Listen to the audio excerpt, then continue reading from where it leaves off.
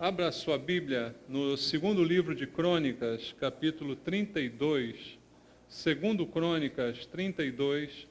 Vamos ler do verso 1 ao verso 8 e depois do verso 19 ao verso 23, no mesmo capítulo. Segundo Crônicas, capítulo 32, do verso 1 ao verso 8 e depois do 19 ao 23. A palavra de Deus diz: depois destas coisas e desta fidelidade, veio Senaqueribe, rei da Assíria, entrou em Judá, acampou-se contra as cidades fortificadas e intentou apoderar-se delas. Vendo, pois, Ezequias que Senaqueribe vinha e que estava resolvido a pelejar contra Jerusalém, resolveu, de acordo com os seus príncipes e os seus homens valentes, tapar as fontes das águas que havia fora da cidade, e eles o ajudaram. Assim, muito povo se ajuntou, e taparam todas as fontes, como também o ribeiro que corria pelo meio da terra. Pois diziam: por que viriam os reis da Síria e achariam tantas águas? Ele cobrou ânimo, restaurou todo o muro quebrado, e sobre ele ergueu torres, levantou também o outro muro por fora, fortificou a Milo, na cidade de Davi, fez armas e escudos em abundância, pôs oficiais de guerra sobre o povo, reuniu-os na praça da porta da cidade e lhes falou ao coração, dizendo: sede fortes e corajosos, não temais, nem vos assusteis por causa do rei da Assíria, nem por causa de toda a multidão que está com ele, porque um há conosco maior do que está com ele. Com ele está o braço de carne, mas conosco o Senhor nosso Deus, para nos ajudar e para guerrear nossas guerras. O povo cobrou ânimo com as palavras de Ezequias, rei de Judá. Versículo 19. Falaram do Deus de Jerusalém, como dos deuses dos povos da terra, obras das mãos dos homens. Porém, o rei Ezequias e Isaías o profeta, filho de Amós, oraram por causa disso e clamaram ao céu. Então, o Senhor enviou um anjo que destruiu todos os homens valentes, os chefes e os príncipes no arraial do rei da Assíria. E este, com o rosto coberto de vergonha, voltou para a sua terra. Tendo ele entrado na casa de seu Deus, os seus próprios filhos ali o mataram à espada. Assim livrou o Senhor a Ezequias e os moradores de Jerusalém das mãos de Senaqueribe, rei da Assíria, e das mãos de todos os inimigos, e lhes deu paz por todos os lados. Muitos traziam presentes a Jerusalém, ao Senhor, e coisas preciosíssimas a Ezequias, rei de Judá, de modo que depois disto foi enaltecido à vista de todas as nações. Amém. Pai amado, obrigado pela oportunidade de estarmos de novo em Tua casa nesse dia, ouvindo a Tua palavra, recebendo do Senhor um alimento que precisamos, que sustente a nossa vida espiritual. Palavra que transforme a nossa vida, que mude a direção que temos tomado, que traga fé ao nosso coração e que nos alimente espiritualmente. Só a Tua palavra tem esse poder. Por isso, Senhor, não estamos aqui para ouvir outra coisa a não ser a Tua voz, falando ao nosso coração. E é o que te pedimos esta noite. Fala conosco. Eu coloco a minha vida em Tuas mãos, pedindo também, clamando pela unção e o poder do Espírito Santo, para que eu seja um instrumento do Senhor para falar aos corações de cada um neste lugar. É o que eu te peço, orando com eles, em nome de Jesus. Amém. Graças a Deus. Podem sentar, queridos. Amados, este é um episódio muito importante para o reino de Judá, no momento de muita tensão, de ameaça que eles estavam sofrendo do rei da Assíria. E se nós pudéssemos resumir tudo o que lemos aqui nesse texto, na verdade, o resumo disso tudo está no versículo 8, quando a Bíblia diz: com ele está o braço de carne, mas conosco o Senhor nosso Deus, para nos ajudar. E olha mais o que diz: para guerrear nossas guerras. Guerras que estamos envolvidos, mas que, na verdade, é Deus, o nosso Senhor, quem guerreia estas guerras por nós. Então, a mensagem principal desse texto é que o Senhor, nosso Deus, está envolvido nas batalhas, nas lutas, nas guerras da nossa vida, porque somos povo de Deus, porque cremos nele, porque somos fiéis ao Senhor, e Deus, principalmente, é fiel àqueles que Ele chamou e escolheu. É um resumo do que está escrito aqui na palavra do Senhor. Então, nós olhando para o texto, podemos ver a provisão de Deus, o cuidado de Deus com o seu povo, quando o seu povo também, em contrapartida, se volta para Deus, em fidelidade, em amor, não é? Quando o povo de Deus entende isso, Deus também corresponde, livrando, guardando, salvando e fazendo o milagre que muitas vezes está, aliás, sempre fora do nosso alcance, não é?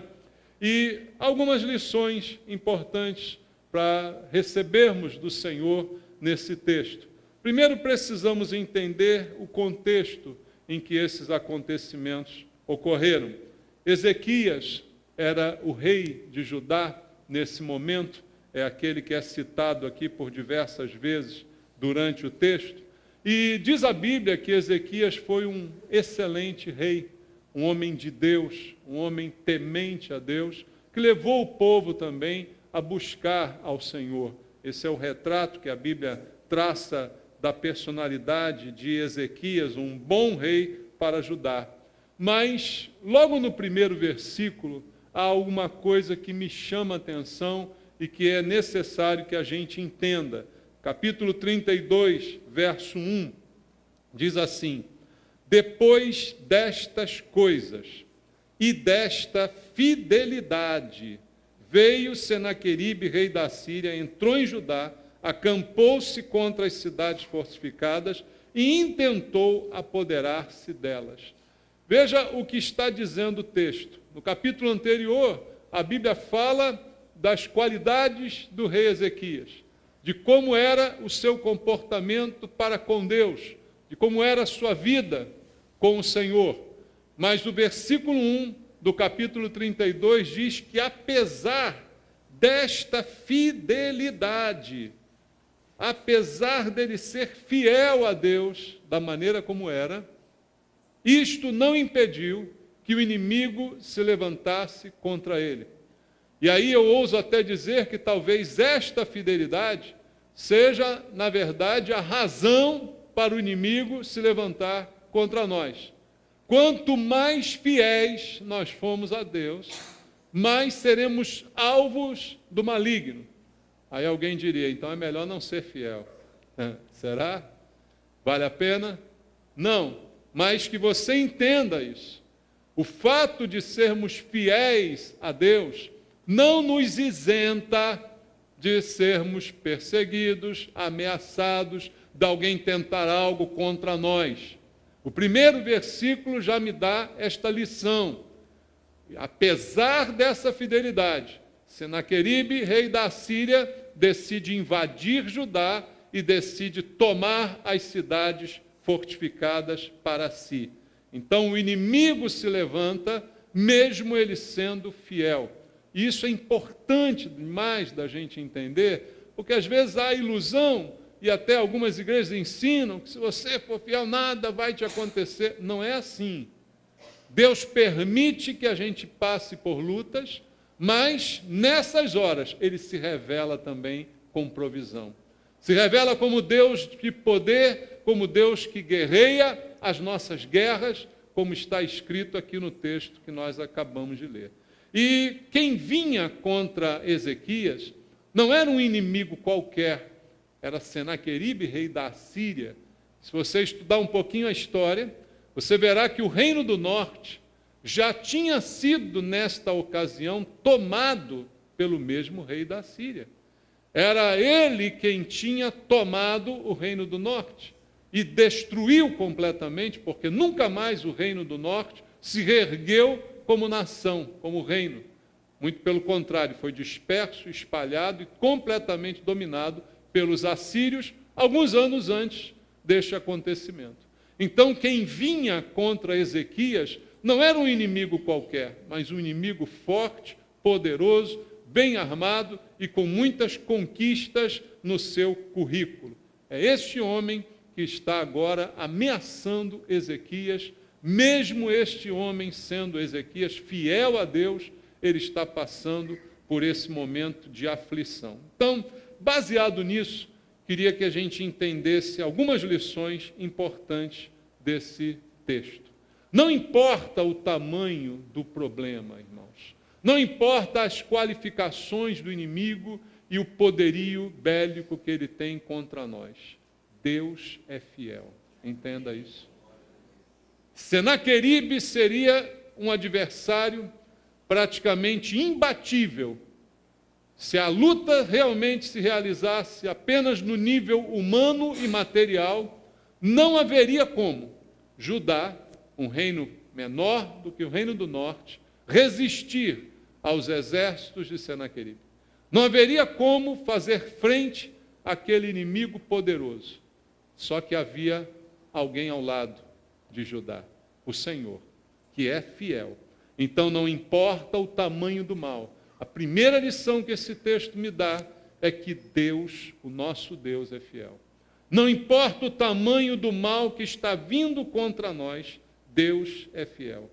E mesmo quando eu posso confiar plenamente na fidelidade de Deus, eu vou enfrentar situações como essa e eu preciso me preparar para enfrentar essas situações. É outra lição que o texto me dá.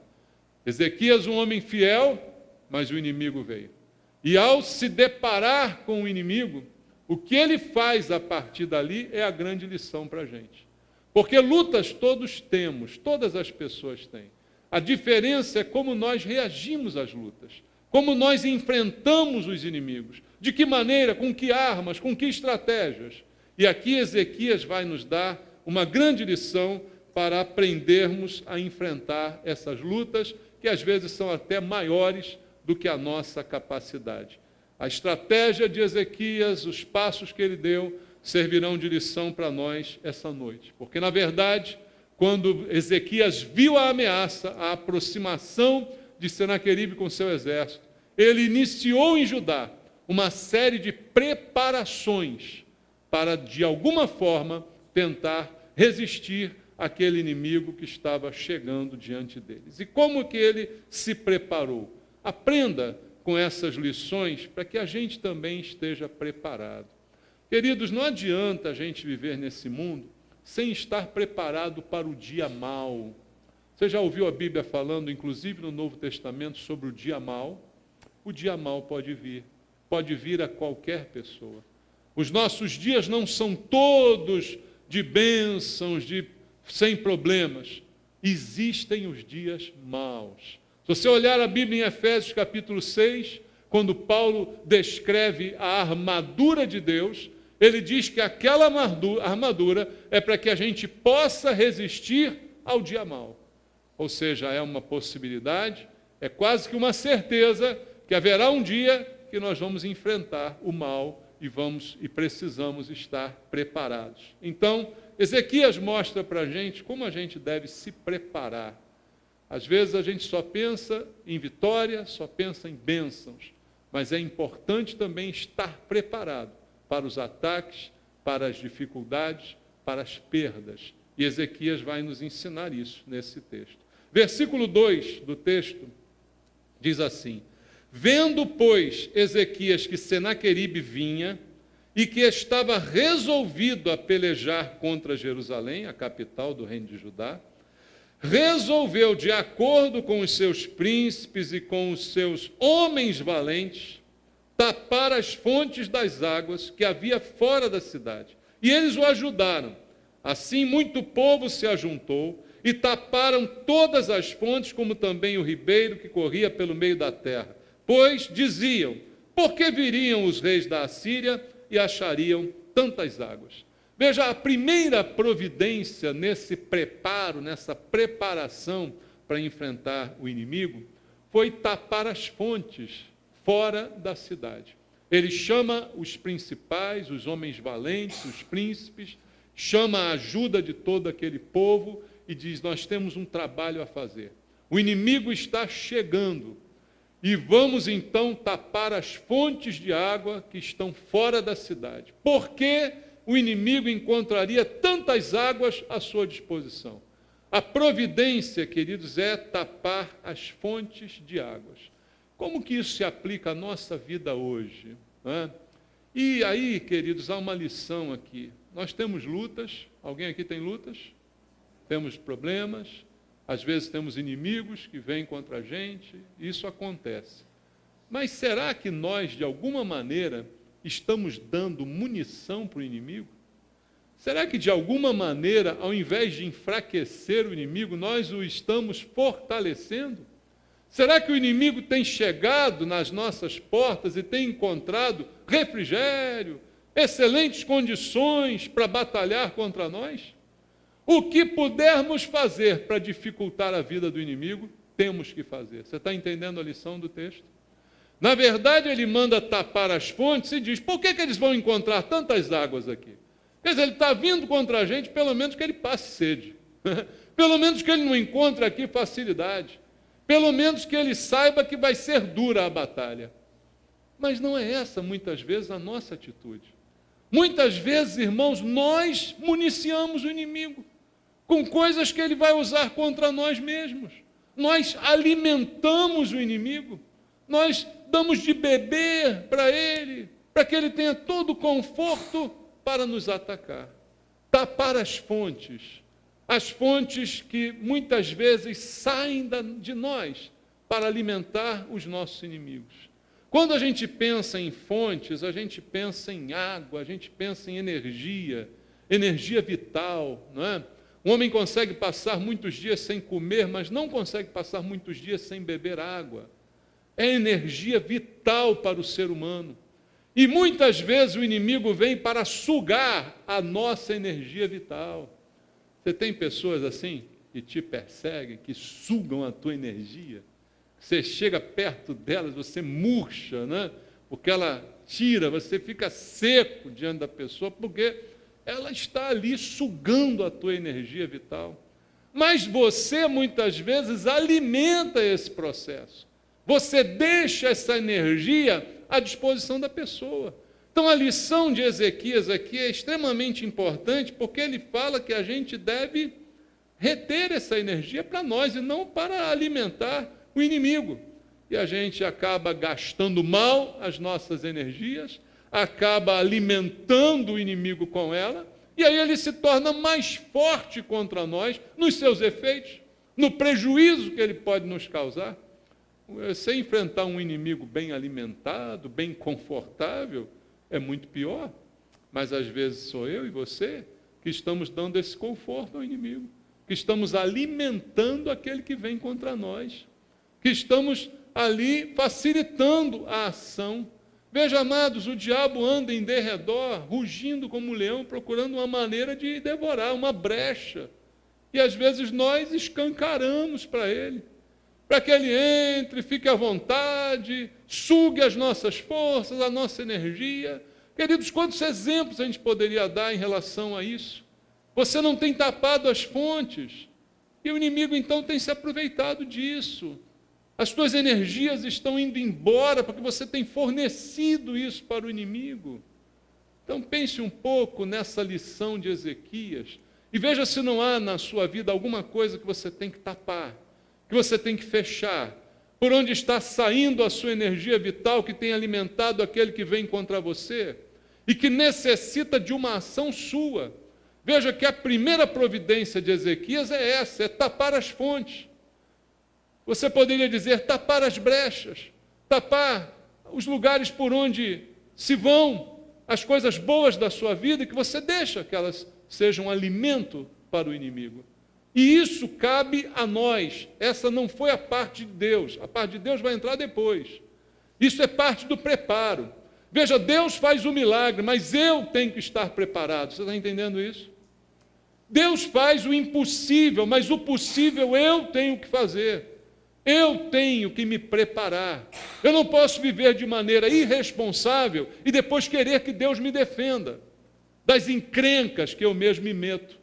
Eu não posso viver de qualquer jeito e depois clamar pela proteção de Deus. Eu tenho uma parte que eu tenho que fazer, um preparo que é meu, que não é de Deus. E esse foi o preparo inicial de Ezequias, tapando as fontes das águas. E aí no verso 5, ele continua dizendo assim: ele cobrou ânimo, restaurou todo o muro quebrado, e sobre ele ergueu torres, e levantou também outro muro por fora, fortificou a Milo na cidade de Davi, fez armas e escudos em abundância. Parte do preparo ainda, parte do que era necessário ele fazer, do que era possível ele fazer. Veja, nada disso adiantaria, porque o inimigo era muito mais forte. Entenda isso, tá? O rei da Assíria não seria vencido com essas providências, mas pelo menos ia ter mais trabalho, está entendendo? Ele não ia impedir a vitória do rei da Síria, mas ia dar trabalho para ele. Ele não ia encontrar facilidade. Ele não ia encontrar água à vontade, não ia encontrar uma cidade com muros quebrados, sem torres de vigia, sem armas, sem escudos. Ele ia encontrar um povo preparado para enfrentá-lo. Poderia vencer, sim, porque era muito mais numeroso e preparado, mas encontraria dificuldade, encontraria uma barreira. E, queridos, o problema é que muitas vezes o inimigo não encontra dificuldade com a gente. Encontra tudo aberto, encontra a tua casa escancarada, teus muros arriados, nenhum escudo, nenhuma arma, nenhuma proteção, não é? E é isso que ele tem feito. Então, a lição do texto aqui mostra para a gente o que temos que fazer. Primeira coisa que diz o versículo 5 é que ele cobrou ânimo. Veja, a primeira atitude para a defesa é o ânimo.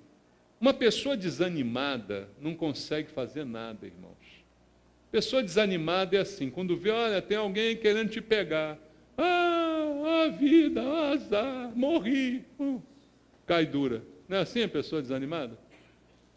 Ela não reage. Ela não toma nenhuma providência. Ela diz, já perdi mesmo, já era tudo, não dá mais e tal. Não é assim que ela faz? É isso que ela vai fazer. Ela vai simplesmente se entregar. Porque ela é desanimada. Ela não tem ânimo. Então, Ezequias, a primeira coisa que fez foi cobrar ânimo. Por quê? Era importante esse ânimo. Para que ele pudesse, animado, fazer o que cabia a ele fazer. Cabe a nós fazer, irmãos. Não cabe aos outros, não cabe a Deus. Sou eu que tenho que levantar os meus muros. Sou eu que tenho que reparar as minhas brechas. Sou eu que tenho que me preparar. Mas para isso eu tenho que ter ânimo. Quer uma coisa boa para o inimigo? É chegar e encontrar você desanimado. Chegar e encontrar você caído. Não dá mesmo, já perdi mesmo, não dá jeito, não tem como, é muito mais forte que eu. Se isso acontecer, aí a derrota é certa. Mas a atitude de Ezequias mostra que ele cobra ânimo e aí começa a reerguer tudo aquilo que está caído. Os muros estão caídos. Os muros estão com muitas brechas, ele repara. E ainda cria um outro muro por fora. Os muros estão sem torres, ele cria torres. O soldado está sem escudo, está sem armas, eles produzem. Ou seja, há um preparo para enfrentar a adversidade. E nós, queridos, temos todas estas armas à nossa disposição. Citando mais uma vez Efésios capítulo 6, do que Paulo fala ali? Da armadura de Deus. Você lembra que na armadura de Deus tem escudo? Lembra? O que é o escudo? A fé. Você lembra que na armadura de Deus tem espada? O que é a espada? A palavra. A gente tem tudo. A gente só não tem usado. De repente, teu escudo está enferrujado, está ali de lado, a tua fé está meia boca, né? A tua espada, não é usada há muito tempo, está cheia de ferrugem. Quanto tempo não abre a Bíblia, né? Quanto tempo não faz uma leitura? É isso que tem acontecido com muitos. E aí, por causa disso, o muro cheio de brecha, não é? Tem buraco por todo lado na tua casa, tem porta de entrada para o inimigo à vontade. Ele não vai nem fazer força, vai chegar, vai encontrar tuas fontes lá, todas que ele vai usar, vai achar todas as brechas abertas e por ali se estabelecerá. Essa parte do preparo é a nossa parte, irmãos. É a parte que nós temos que fazer e que Ezequias está nos ensinando aqui a fazer. Ele se preparou, ele se animou. Veja, irmão, notícia ruim não pode desanimar um crente. Amém, irmãos? Jesus disse isso. No mundo tereis aflições, mas tem de bom ânimo. Ele não disse, ó, diante das aflições, chore, esperneie, grite, se desespere, puxe os cabelos, se esconda debaixo da cama. Ele disse isso? Não, ele disse, tenha bom ânimo. Então isso é essencial para que a gente possa vencer. Não deixar o ânimo cair.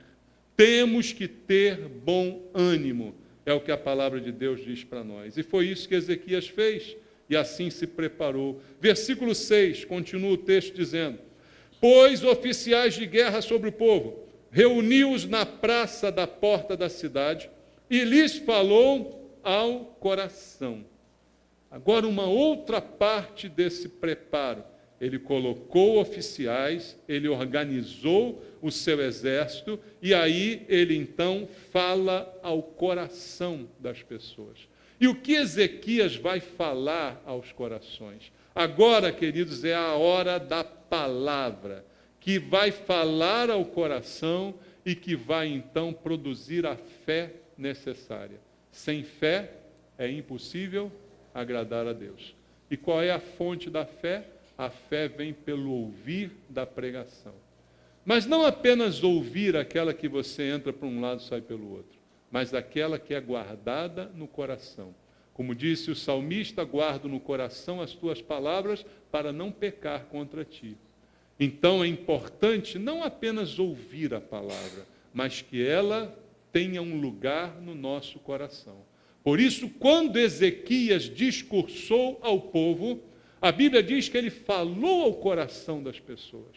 Que diferença faz a palavra quando ela fala ao coração? Quando não é apenas ouvida. Porque todos nós aqui ouvimos palavra, irmãos. Ouvimos palavras aqui na terça, na quinta, no domingo de manhã, no domingo à noite. Palavra que não falta na igreja. A gente ouve, mas quantas destas palavras falam ao coração? São estas que falam ao coração que produzirão a mudança que nós precisamos. Então, Ezequias, usado por Deus, depois desse preparo inicial, ele discursa ao povo e ele fala ao coração das pessoas. E olha só o que diz a Bíblia no verso 7 e no verso 8. Olha só a palavra que ele dá às pessoas. Sede fortes e corajosos, não temais, nem vos assusteis por causa do rei da Síria, nem por causa de toda a multidão que está com ele, porque um há conosco maior do que o que está com ele. Ele diz, olha, vocês sabem do tamanho do problema, vocês sabem quem é que está contra nós, é o rei da Síria, famoso Senaqueribe, e com uma multidão junto com ele. Mas eu digo a vocês que é maior o que está conosco do que está com ele. Isso é uma palavra bonita. Se você ouvir, é uma palavra boa até de ouvir, mas só fará diferença se ela falar ao seu coração. Se ela falar ao seu coração, ela produzirá a fé que você precisa. Senão, ela será um discurso. Você vai ouvir, mas amanhã, quando o inimigo vier contra você, você vai ter medo, não vai se preparar, não vai fazer nada disso. Mas se você guardar no coração, você vai crer. E quando você crer, você vai dizer assim, olha, eu sei que esse inimigo é grande, eu sei que ele é poderoso, mas eu sei que meu Deus é maior. Eu sei que meu Deus está comigo, eu sei em quem tenho crido. Eu tenho certeza do que eu espero, eu tenho convicção do que eu não vejo, eu acredito em Deus. E eu sei que Ele é maior do que qualquer coisa que tentem contra mim. Ele é maior e mais poderoso. Essa atitude vem quando a palavra é guardada no coração. E Ezequias continua no verso 8: com ele está o braço de carne, mas conosco o Senhor nosso Deus, para nos ajudar e guerrear nossas guerras. Então o resultado, o povo cobrou ânimo com as palavras de Ezequias, rei de Judá.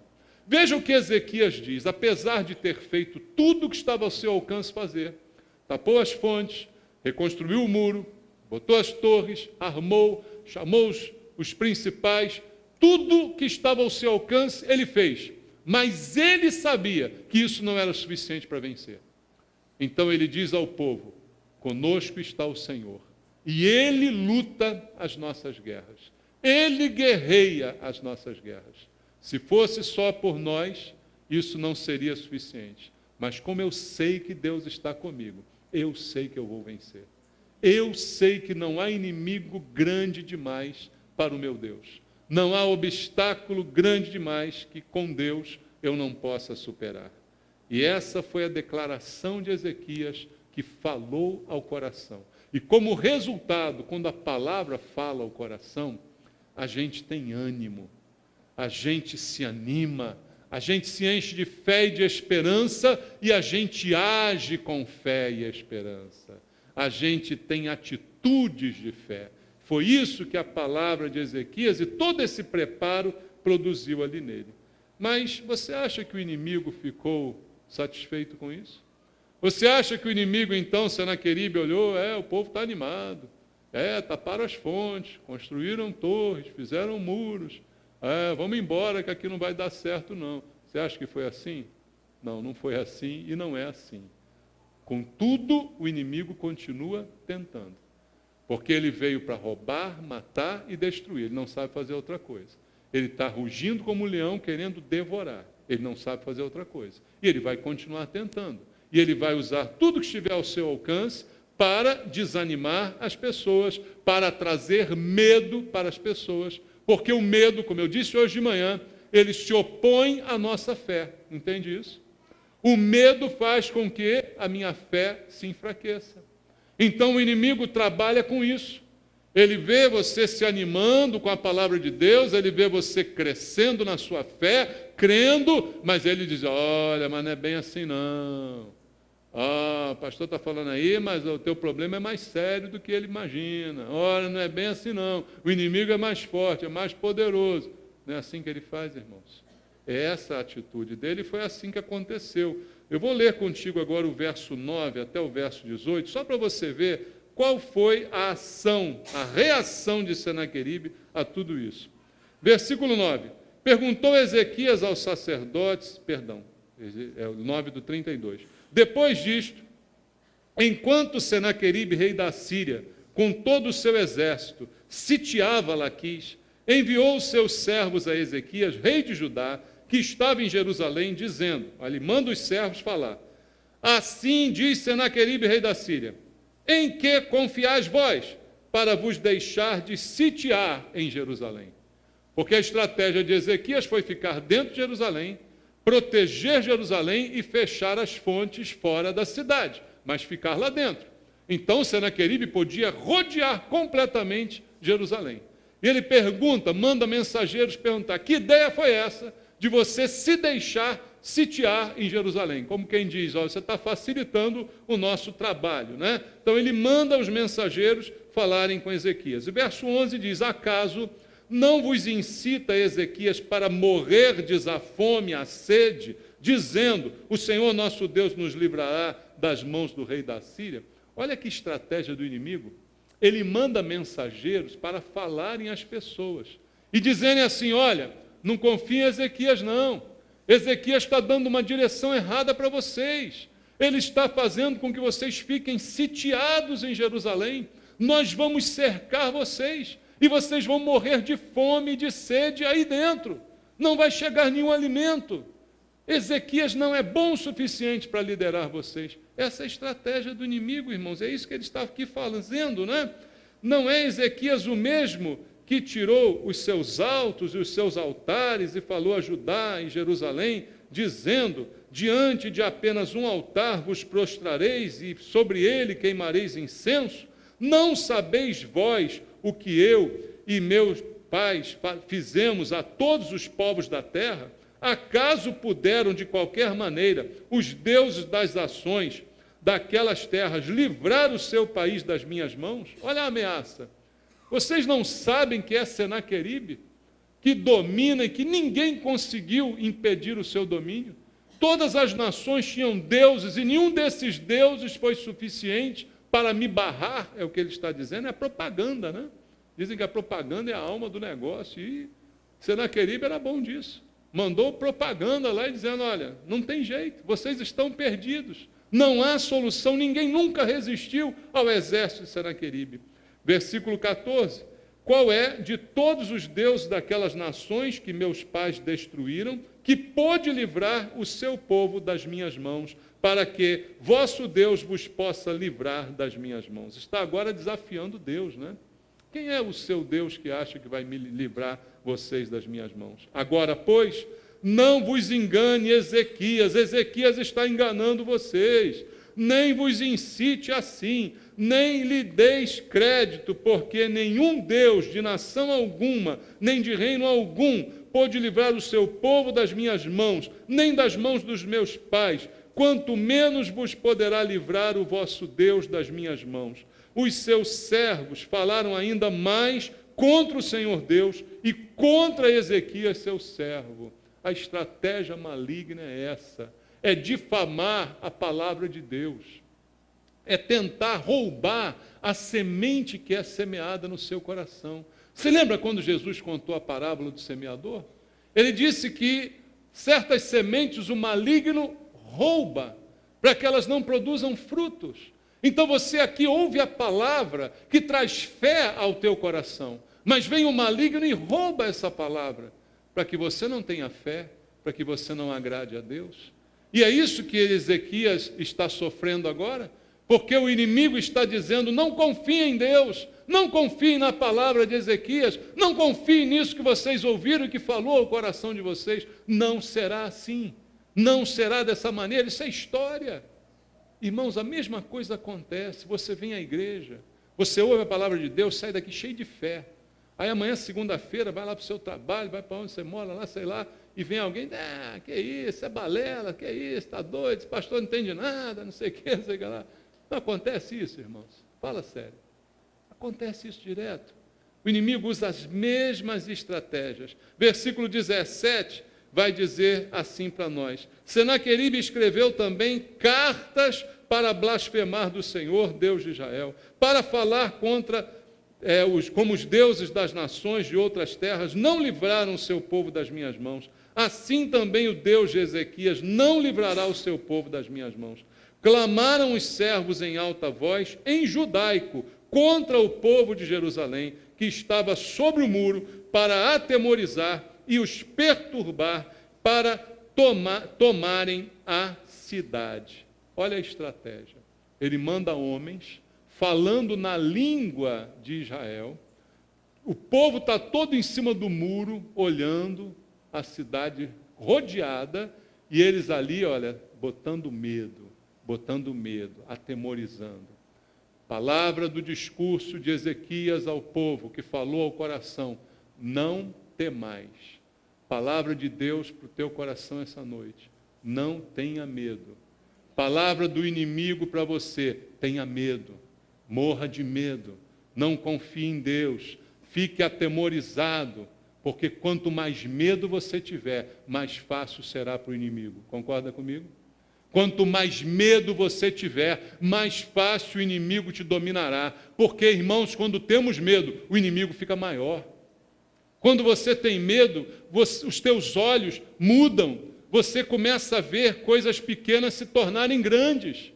Então a estratégia é a estratégia do medo. É assim que o diabo age, é assim que o inimigo tem agido na vida de muitos de nós.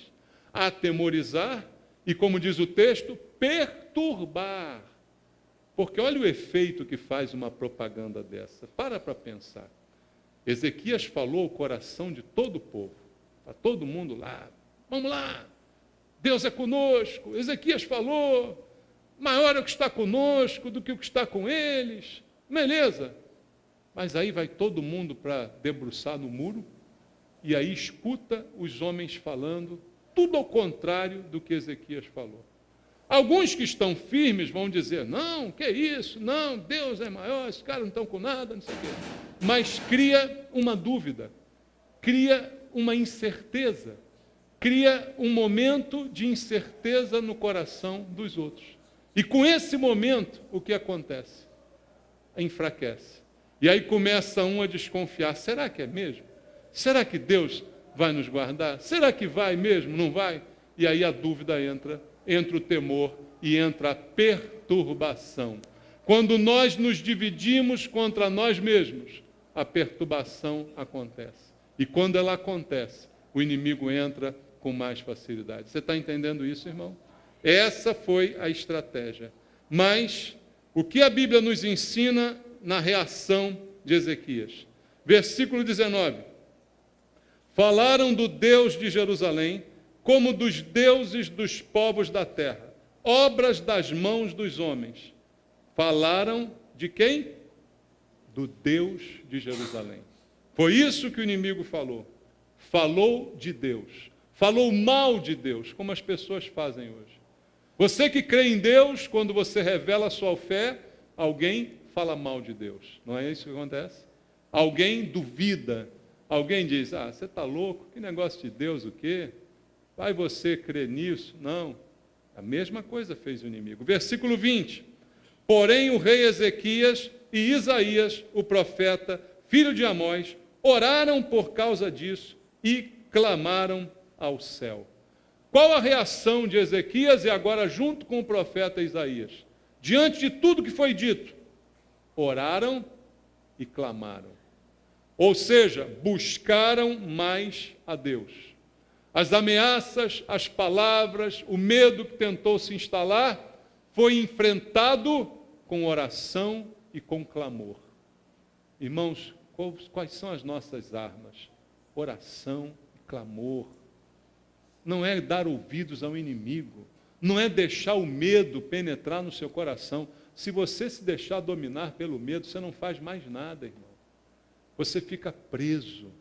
Não deixe o medo te dominar. O perfeito amor de Deus lança fora todo medo, diz a Bíblia. Abre o teu coração. Se está difícil, se está vindo uma sombra de medo, ore e clame. Ezequias e Isaías tiveram esta reação, orar e clamar. E foram eles buscar ao Senhor.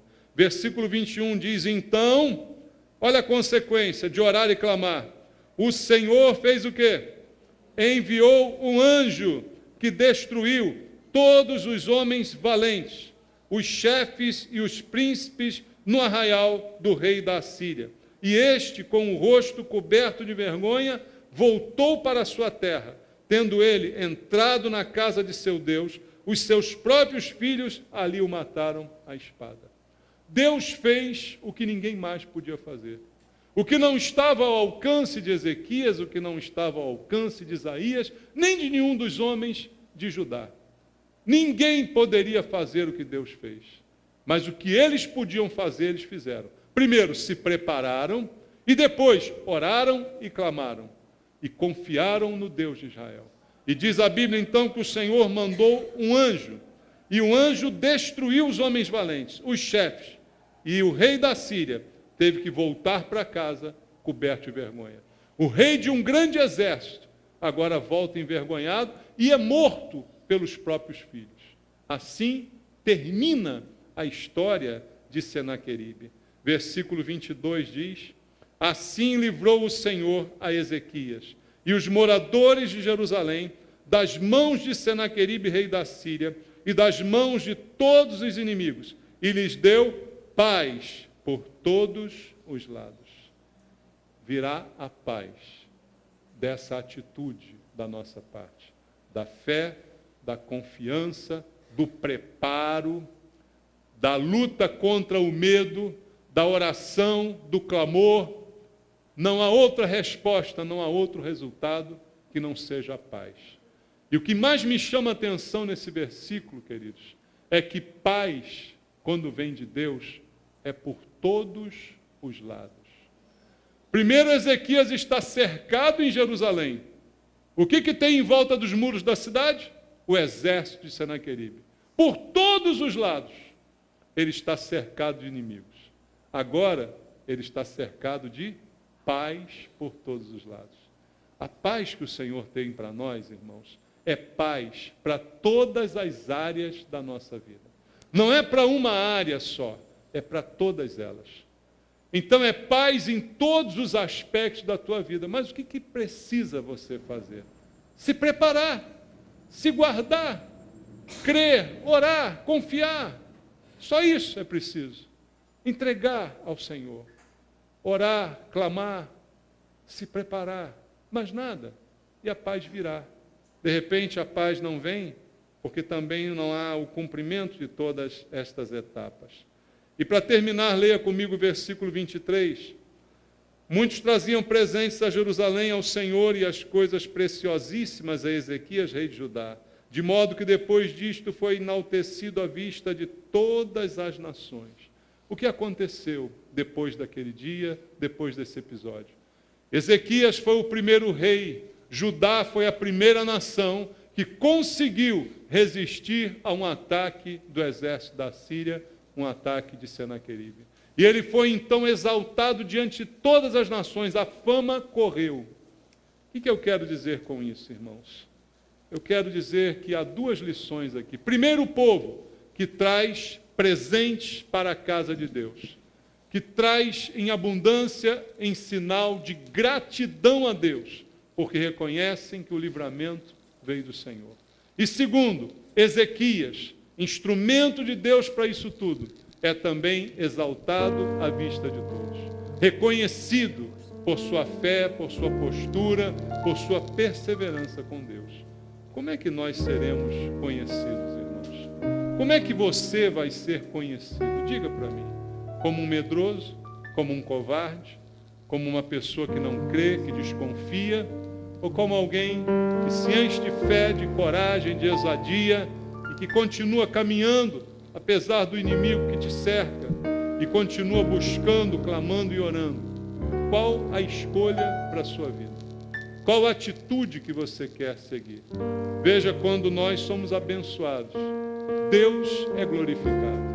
E em todos os lugares se ouviu dizer que Ezequias e o Deus de Israel lutou aquela guerra e deu vitória àquele povo. Que alguém ouça falar de que você, a sua guerra, foi vencida pelo poder do teu Deus, que te assistiu e que fez um milagre na sua vida. Eu desejo que Deus faça um milagre na sua vida e que você possa honrar a Deus, reconhecendo esse milagre e fazendo conhecido o nome de Deus em todos os lugares. Amém? Vamos orar? Quero que você se coloque de pé agora para a gente orar ao Senhor. E também queria antes convidar você que está vivendo uma luta, está vivendo um problema, quem sabe um momento de medo, de aflição. Vamos orar juntos? Vem aqui à frente, se você está passando por alguma dificuldade dessa, se há um inimigo, se há uma ameaça contra você, contra a tua vida, tua família. Venha orar, venha clamar comigo. A solução de Ezequias foi orar e clamar junto com Isaías. Vamos orar juntos aqui essa noite. Se há um problema que você não pode lidar, que é maior do que você, primeiro se prepare, faça aquilo que você pode fazer, faça aquilo que cabe a você e depois confia no Senhor teu Deus. Entrega a tua vida, teu coração a Ele e confia nele de todo o teu coração. Eu quero orar junto contigo, quero clamar, quero pedir que Deus te dê as estratégias certas, te mostre como você deve agir, te mostre as fontes que você precisa tapar, os muros que você precisa erguer, as brechas que precisam ser retiradas. Pai, fala aos meus irmãos essa noite, Pai. Fala mais do que eu pude falar. Revela a Tua palavra, revela a Tua vontade. Mostra para eles qual é a fonte que está aberta, Pai. Qual é a fonte que tem alimentado o inimigo de suas vidas. Mostra para eles, meu Deus, o que eles precisam tapar, fechar. Mostra onde eles precisam erguer muros, onde precisam colocar escudos, espadas. Revela aos meus irmãos, Senhor, e renova também a fé de cada um deles, para que creiam creiam que maior é o que está conosco do que aquele que vem contra nós. Que ninguém possa tirar essa certeza do coração do meu irmão, da minha irmã. Que haja uma convicção, Pai, uma certeza de fé, de que não há inimigo tão grande que possa contra o nosso Deus, que possa contra a nossa vida, porque é Deus que luta as nossas guerras. É Ele que vence, não somos nós. É o Senhor que luta e vence por nós. O que eu preciso fazer é me preparar, é me animar, é não ter medo, é me colocar na posição certa para que Deus possa agir em meu favor. Ensina isso para nós e para os meus irmãos que estão aqui na frente, Pai. Estão passando lutas que o Senhor conhece. Ajuda-os, meu Deus, nessas lutas e traz a vitória, para que todos vejam a boa mão do Senhor operando sobre a vida dos meus irmãos. É o que eu te peço em oração junto com eles, que fazemos com fé, em nome de Jesus. Que Deus abençoe você, que Deus te ajude, que Deus lute essa guerra por você e te dê a vitória, em nome de Jesus.